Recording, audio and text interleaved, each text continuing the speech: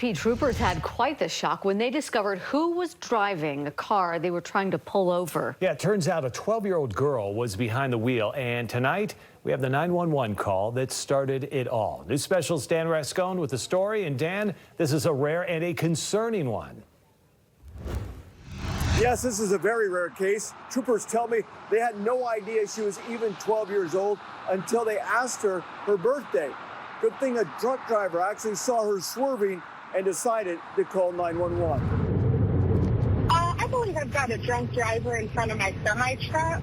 Just before midnight last Thursday, southbound on I-15. We are currently going about 50 miles an hour, and they are just swerving back and forth. Their headlights are not on. A call to police of a car that's driving erratically. Oh, good Lord. Oh.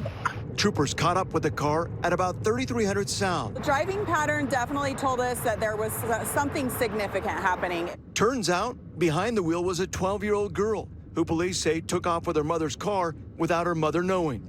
The girl refused to pull over, and when the trooper pulled up beside her, she kind of swerved into him, almost sideswiping him. Troopers eventually did a pit maneuver on her near 106 South, causing her car to spin and come to a stop. And when he came up to her window, there was really no reaction from her. She was kind of frozen and wouldn't open the door, wouldn't open the window. The door was locked. And so at that point, he did end up breaking the window just to be able to safely ensure that the vehicle couldn't drive anymore. Troopers still had no idea of her age. As he conversed with her and asked her questions, her voice was very childlike. And so he started to think, there's something a little bit, and that was when they asked, hey, what is your birth date? And then when they asked her for her birth date, then I think they all just completely were like, oh my gosh, what in the world is going on? The girl does face a variety of charges, but because of her age, troopers say they're more interested in seeing how they can help her rather than throwing the book at her.